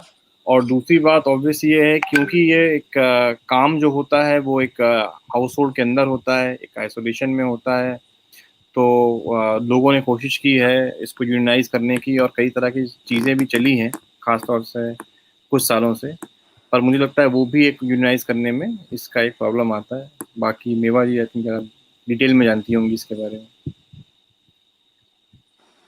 हाँ, जो जी मेवा जी बोल रहे हैं वो सही बात है। और इसमें ये है कि ये जो कानून नहीं आने का सबसे बड़ी जो प्रॉब्लम है वो यही है कि जो बनाने वाले हैं वो तो यही लोग हैं जिनके घरों में काम करने जाती है, और वो कहते भी हैं कि देखिए इसके लिए कानून आपको क्यों चाहिए। हमारी तो खूब बहस हुई है और हमारी केंद्रीय श्रम मंत्री से भी बहस हुई 2014 में दिल्ली के अंदर। उन्होंने मेरे को कहा कि आप तो कानून, आप देखिए एक डोमेस्टिक वर्कर की परिभाषा समझिए। तो मैंने कहा सर मुझे परिभाषा नहीं समझ, मैं जानती हूँ अच्छे से, और मैं मेरे घर में भी वो काम बहुत सालों से कर रही हूँ, जब मुझे समझ आया तब से मैं करती हूँ। तो उसकी परिभाषा तो हमको समझनी नहीं है। आप तो ये बताइए कि ये इसको लेकर के जब भी बहस आती है और जब बात होती है तो क्यों नहीं होता है? तो वो करेंगे किस लिए कानून चाहिए? हमारे घर अच्छे हैं, हम परिवार की तरह रखते हैं, और देखिए हम तो ऊपर से उनको कपड़े भी दे देते हैं, पर जो हमारे बर्तन काम में नहीं आ रहा है वो भी दे देते हैं, कभी-कभी उसके बच्चे की फीस भी भर देते हैं। तो ये ऊपर का जो हम पैसा देते हैं, वो कानून हम बनाएँगे तो वो हम कितने ही देंगे उसको। तो वो उनकी जो सोच है वो थोड़ा अलग तरह की सोच है, और वो नहीं चाहते हैं। फिर लास्ट में जब ज़्यादा बहस होने लगी तो उसने हमको ये कहा कि क्या चाहते हैं आप कि हमारे घरों में पुलिस आए और लेबर इंस्पेक्टर आए और हमारे घरों की इंक्वायरियाँ हो, तो हम ये कतई नहीं चाहते कि इस तरह का कानून बने, और ये इस तरह के लोगों के लिए आप लोग जो कर रहे हैं ये बिल्कुल गलत कर रहे हैं। फिर वहीं पे उन्होंने उसको खत्म कर दिया, उसके बाद कोई बात ही नहीं हुई उसके ऊपर लेकर के। फिर जब ये डोमेस्टिक वर्कर के अलग-अलग प्लेटफ़ॉर्म है, नेशनल लेवल पे एक प्लेटफ़ॉर्म है, उसमें हम लोग ने 2008 में हम लोग ने एक पहल किया। फिर 11 में एक पार्लियामेंट में एक ड्राफ्ट बना करके किया, बहुत सारे लोग उसके अंदर थे। फिर वापस इसमें 17 में वापस एक ड्राफ्ट किया गया कि आप पॉलिसी बना दीजिए। और ऐसे ही जब महाराष्ट्र में 2008 में जब कानून आया डोमेस्टिक वर्कर का, तो ये लग रहा था कि शायद वो राज्यों में इसको लागू करेंगे और बनाएँगे। तो उसका भी अभी है क्या कि उसको बिल्कुल इन्होंने ऐसे साबित कर दिया कि इसकी ज़रूरत ही नहीं है महाराष्ट्र में। मैं बहुत सारे लोगों के टच में हूँ वहाँ पे, और ये जब मीटिंगें होती हैं तब हम बात करते हैं। तो शुरू-शुरू में काफ़ी उसके अंदर था कि रजिस्ट्रेशन भी हुआ, कुछ लोगों को 10-10 हज़ार रुपए भी दिए गए, वो एक योजना बनाई, और उसके बाद में जैसे ही तो ये जो 2008 का जो कानून था, तो इन्होंने ये कहा कि जो अनऑर्गनाइज्ड सेक्टर का जो कानून है 2008 का, हम सब इस डोमेस्टिक वर्कर और सब लोगों को उसी में रजिस्ट्रेशन करेंगे। हम लोग इतने सारे बिल अलग-अलग नहीं बना सकते हैं और न हम चला सकते हैं, तो हम एक कॉमन बना देंगे। उसमें दिक्कत क्या है कि उसके अंदर बहुत कम रजिस्ट्रेशन हुए हैं 2008 वाले में, और राजस्थान सरकार ने ही उसका एक नियम कानून बनाया, एक वो लेकर के उन्होंने एक बोर्ड बनाया। उस बोर्ड में मैं रही भी 3 साल, पर उसमें कुछ होता नहीं है उसके अंदर, और वो मीटिंग तक सीमित था। जब डोमेस्टिक वर्कर के रजिस्ट्रेशन की बात आई तो उन्होंने कहा कि इनको एक सर्टिफिकेट चाहिए, और वो सर्टिफिकेट ये चाहिए कि वो डोमेस्टिक वर्कर है, घरों में काम करते हैं, तो वो आप लेके आइए। उसके लिए एक पहल शुरू हुई, तो फिर ये आया कि एक आईजी ने तो एक आदेश निकाल दिया कि सब डोमेस्टिक वर्कर का पुलिस में वेरिफिकेशन होना चाहिए और आप इसका रजिस्ट्रेशन कराओ। तो हम लोगों ने उसको अपोज किया कि आप पुलिस में क्यों, आप लेबर डिपार्टमेंट के अंदर इनका रजिस्ट्रेशन करिए, तो वर्कर है, और आप इनको पुलिस में क्यों लेके जा रहे हैं, हम इसको नहीं मान रहे। तो बहुत सारी जगह क्या किया कि पार्षद को दे दिया कि आपको इतने वर्कर का तो कराना ही है, तो वहाँ पे भी फिर कुछ लोगों का हुआ, और जैसे समझ में आया कि इसका बाद में क्या होगा, तो फिर लोगों ने वहाँ भी मना किया। फिर जाकर के इन्होंने कहा कि जो जिनके घरों में काम करती हैं, वो लिख के दे दें कि ये डोमेस्टिक मेरे घर में इतने साल से काम कर रही है या इतने महीने से काम कर रही है, तो मैं इसको जानती हूँ। तो हम लोग इनका उस बोर्ड के अंदर रजिस्ट्रेशन कर देंगे। तो फिर उधर से क्या निकल के आया, उन्होंने कहा कि हम कितने लोगों का देंगे, मेरे घर में तो 5 लोग आते हैं काम करने के लिए, और कुछ लोग ऐसे हैं कि मैं तो हर महीने बदल देती हूँ या हर 3 महीने में हटा देते हैं, तो क्या हमारा काम थोड़ी है कि हम यही लिख के देते रहेंगे इनको। तो वो चीज़ें फिर आगे बढ़ी नहीं, और ये नई हमारी जो सरकारें उनकी भी कोई मंशा नहीं होती कि हम लोग उसको आगे से लेके जाएँ या बढ़ाएँ। न सिविल सोसाइटी में उस तरह की पहल होती है। तो फिर हम लोगों ने उसको लेकर के एक किया कि आप जहाँ-जहाँ यूनियनें हैं, आप पहले वो रजिस्टर्ड यूनियन है, अपनी रिटर्न फाइल करती हैं, अपना पूरे जो है ये करती हैं, तो आप उनको मान लीजिए कि वो काम कर रही हैं, और आप एक उनकी आइडेंटिटी ले लीजिए, कोई भी उनका वोटर कार्ड या आधार कार्ड, और एक यूनियन का आप ले लीजिए, उनका जो आइडेंटिटी कार्ड बनता है, और उसके आधार पे आप उनको रजिस्ट्रेशन, तो बहुत कम लोगों का रजिस्ट्रेशन हुआ उसके अंदर। कई जगह उन्होंने माना विचार जो है वो लोगों के सामने रखे जाएं, वो बहुत ही बेहतरीन सुझाव था। हाँ जी, जी नहीं, जी नहीं, वो गलती से कोई वीडियो ले दूसरा चल तो गया होगा। हाँ। हाँ, तो फिर हुआ क्या कि उसको वो ज्यादा चला नहीं। इनको लगा कि जैसे रजिस्ट्रेशन होगा तो सोशल सिक्योरिटी मिलेगी, और 2008 का जो कानून बनाया गया उसमें बहुत ज्यादा कुछ है नहीं, एक रजिस्ट्रेशन का था, और न उसमें कुछ ज्यादा बेनिफिट है और न उसका कुछ बहुत ज्यादा निकलने वाला था, वो किया ही नहीं गया। और इसको लेकर के जब 2017 में जो पॉलिसी सेंट्रल गवर्नमेंट के पास पड़ी है डोमेस्टिक वर्कर की, तो उसमें कभी भी बहस नहीं हुई। अभी हम लोगों ने 2 दिन पहले ही कोशिश किया कि अभी जो 70 चल रहा है उसमें उसको उठाया जाए, कुछ बात हो कि अभी जिस टाइप की इस महामारी के दौरान जो स्थितियां हुई है माइग्रेंट लेबर, तो उसके अंदर यदि आप रजिस्ट्रेशन करते तो उनको सोशल सिक्योरिटी का बेनिफिट मिलता, वो भूख से तो कम से कम इतना पूरी तरीके से प्रभावित नहीं होते, उनको राशन मिल जाता या उनको कुछ नगद पैसे मिलते जैसे कंस्ट्रक्शन वर्कर्स को मिलते।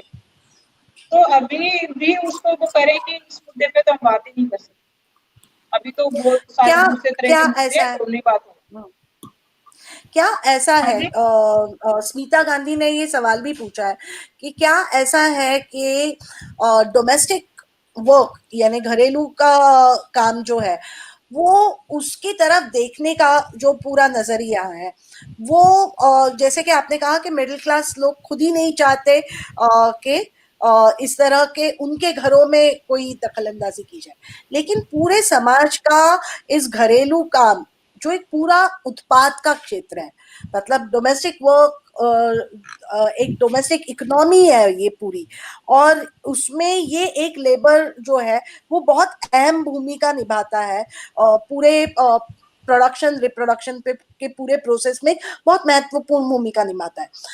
लेकिन उसके तरफ देखने का जो समाज का नजरिया है कि ये कोई बौद्धिक काम तो है नहीं, इसमें कोई बुद्धि तो लगती नहीं है, ये इसमें कोई स्किल नहीं है, इसमें कोई ट्रेनिंग की जरूरत नहीं है, तो इसके कारण भी एक प्रकार का एक निगेटिव कि इसको कोई दखल इसकी कोई दखल लेने की जरूरत नहीं है, ये जैसा है वैसा चलता रहेगा, ये घरों में काम करने आती हैं जाते हैं और इसमें कोई कानूनन इसकी जरूरत नहीं है।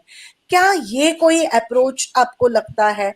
और दूसरा कहीं ना कहीं जैसे आपने कहा मिशेल करके एक है जिन्होंने ये सवाल पूछा है कि मिडिल क्लास की महिलाएं जो है वो एक बहुत ही हिपोक्रेटिकल कंडीशन में ये फिल्म में दिखती है, और हमारे आपके आसपास के घरों में भी हम देखते हैं कि जो चीजों के लिए हम अपने कार्यस्थल पे आवाज उठाते हैं वही चीजें हम अपने घरों में घरेलू कामगारों से करवाते हैं कि अच्छा आज 10 मिनट थोड़ी रुक जाओ, या फिर अच्छा ये कर दो। तो ये जो फेवर्स लेने का एक पूरा हिपोक्रेटिक उसमें उसका भी एक पूरा योगदान है ये कानूनन पहल स्ट्रांग ना हो पाने में, या फिर ये है कि जो दरअसल हमने अपने घरों में पुरुषों को कभी सिखाया ही नहीं काम करना, तो जो पूरा प्रेशर है अगर घरेलू कामगार ना आए तो उसका पूरा प्रेशर कोरोना के दौरान तो पूरा घरों में देखा गया है कि मर्दों पर कोई आंच नहीं आई, लेकिन उसकी पूरा जो भार है वो महिलाओं पर आया। तो क्या आप मतलब बहुत बुद्धि का सवाल है कि क्या वजह है कि हम ये घरेलू कामगार के प्रश्न को सीरियसली नहीं ले पाते?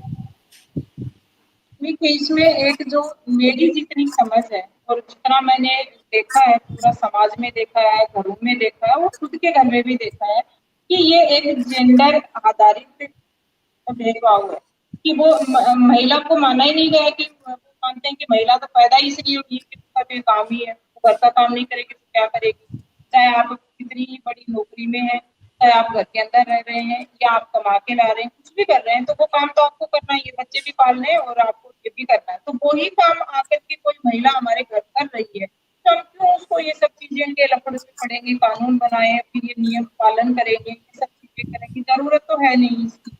तो ये एक मोटी सोच हम लोगों ने पकड़ी है और हम लोगों ने काफी सारे लोगों से बात भी की है कि भाई आप यदि इस तरह का कोई कानून आता है तो इनको सोशल सिक्योरिटी का बेनिफिट मिलेगा। यदि आपके घर में कोई दुर्घटना हो गई, जो महिला काम कर रही है, ऐसा भी आया है कि अभी लॉकडाउन से पहले ही एक महिला का घुटना फ्रैक्चर हो गया, फिसल गई फर्श के अंदर, टाइल का फर्श था और वो फिसल के गिरी तो वो घुटना फ्रैक्चर हो गया।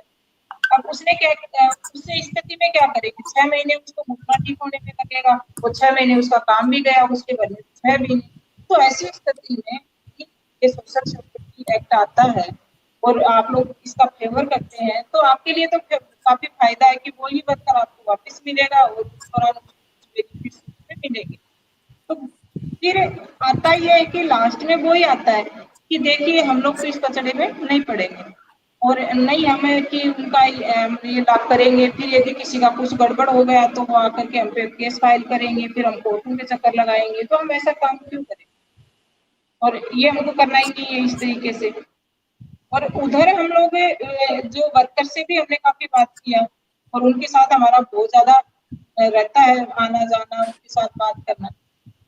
तो कहीं न कहीं उनको 1% को ऐसे लगता है कि देखिए ये ठीक है, काम कर रहे हैं, पैसा दे दिया, या कभी-कभी किसी के साथ में कोई उस तरह की घटनाएँ हो गई, हमेशा तो होती नहीं है, और फिर हम लोग कोर्ट के चक्कर लगाएँगे, काम चला जाएगा, या उधर ये करेंगे, वो हो जाएगा, हमारी इज़्ज़त खराब होगी, बेइज़्ज़ती होती है। तो ये इस तरह का पूरा एक चलता है और यही पूरा मामला है कि वो जेंडर के आधार पे देखते हैं। यदि ये और कोई सेक्टर होता और इसमें महिलाएँ बड़ी संख्या में काम नहीं करती, तो शायद हो सकता है कि ये लोग थोड़ा उसको लेते भी दृष्टि से कि हम लोग को कुछ करना चाहिए, कानून बनाना चाहिए, और ये इसलिए पूरा इग्नोर है।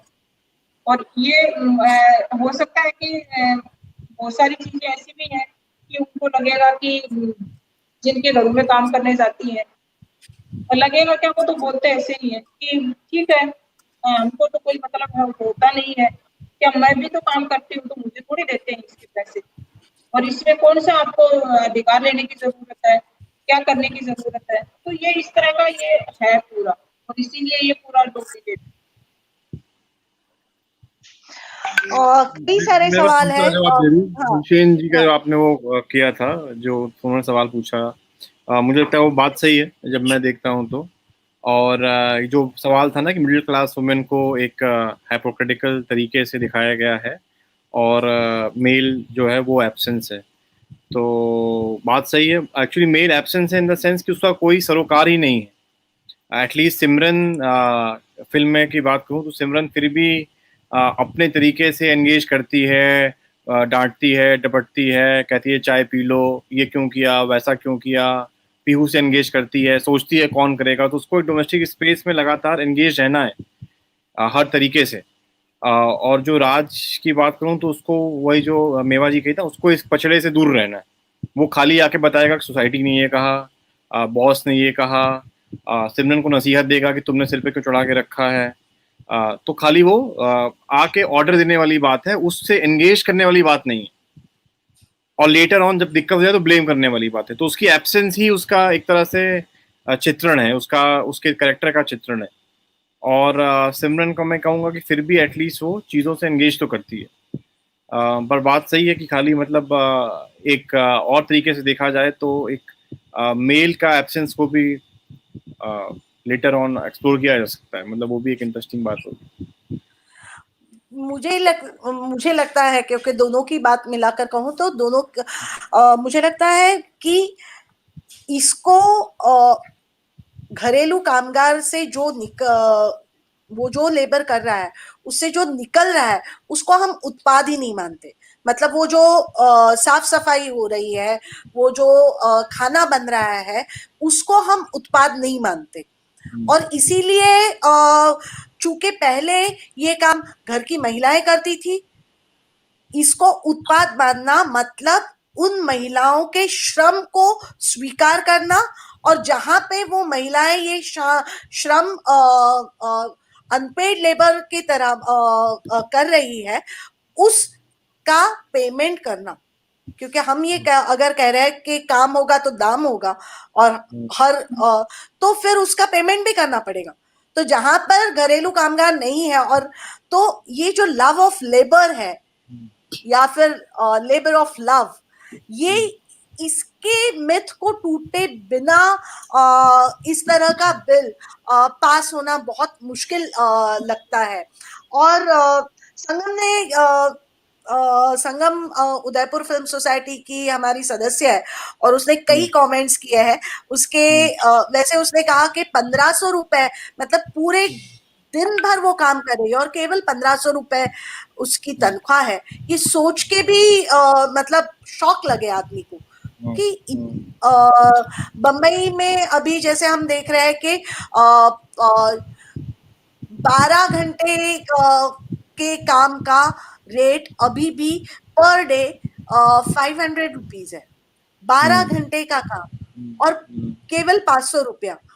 मतलब तो कहीं ना, और उसमें क्या काम करना पड़ेगा इसका कोई कैटेगराइजेशन नहीं है। उसमें जो काम आपके सामने आए वो काम आपको करना पड़ेगा। अगर 24 घंटे का है तो 900 रुपया।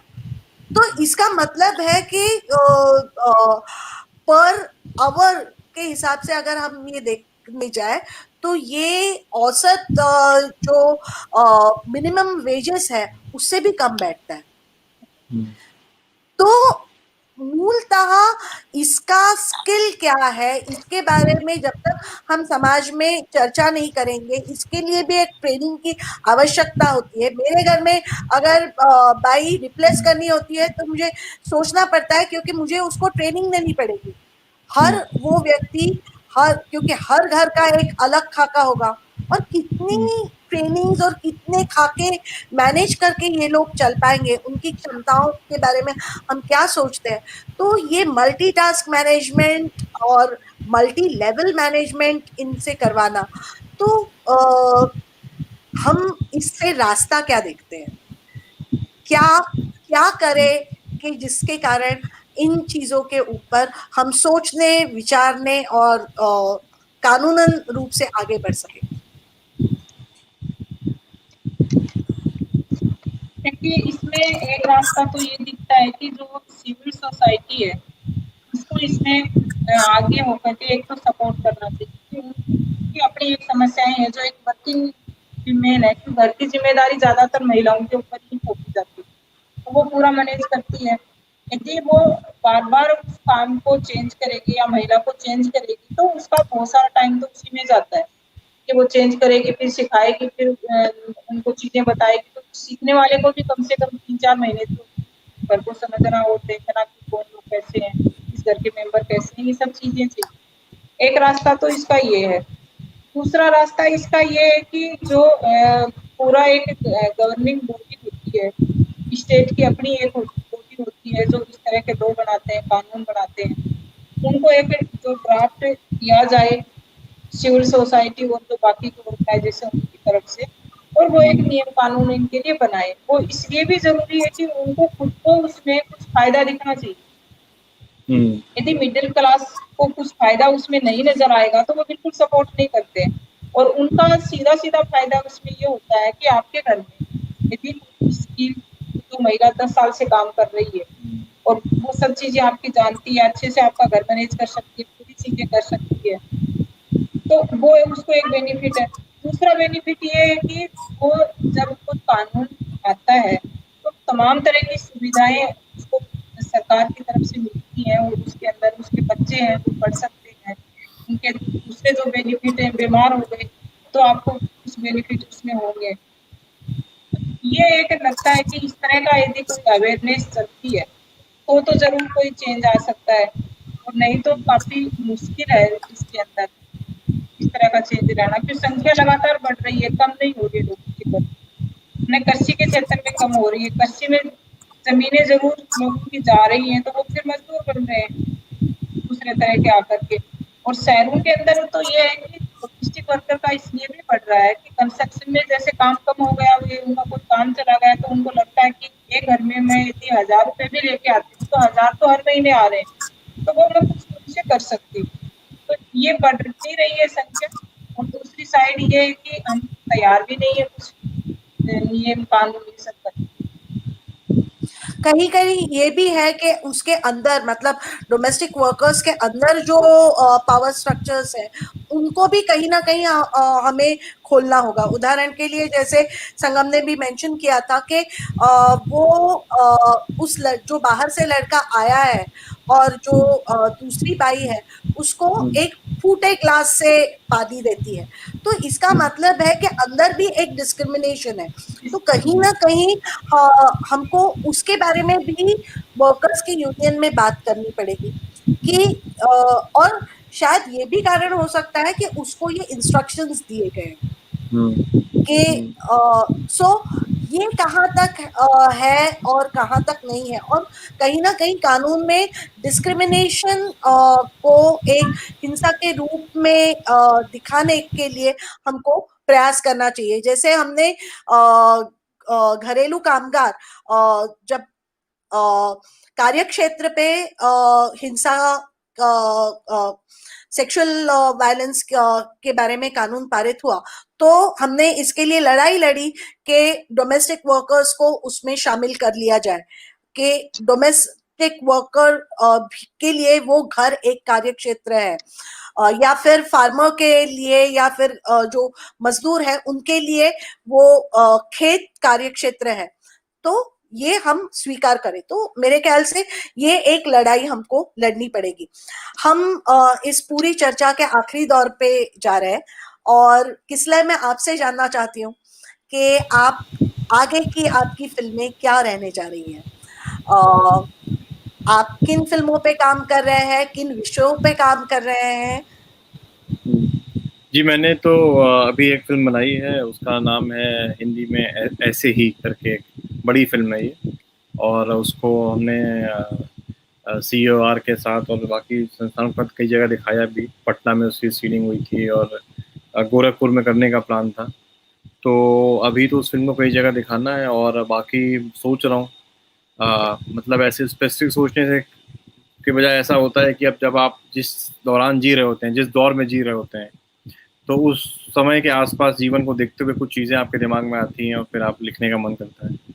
तो अभी एक फिल्म बनाई है और दूसरी फिल्म के बारे में सोच रहा हूँ कि क्या क्या हो सकता है, क्या चीज़ें हैं, देखते हैं।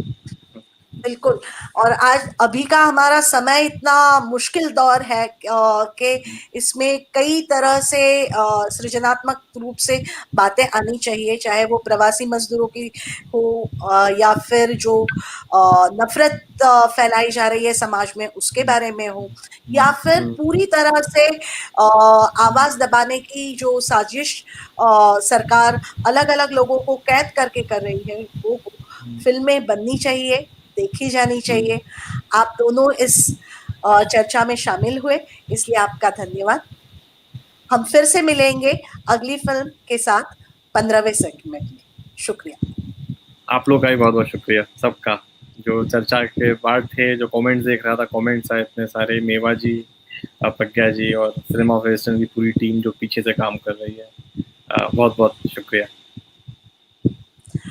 सभी को बहुत मैं बिल्कुल कहना चाहती हूँ थैंक यू किसलय, क्योंकि आप फिल्मकार हैं इसलिए आप जानते हैं कि इस पूरे चर्चा को सामने रखने के लिए सौरभ और फातिमा ये दोनों शामिल थे जो बैक स्टेज पे काम कर रहे थे। सौरभ, मैं आप चाहूंगी कि आप दोनों दृश्यमान हो।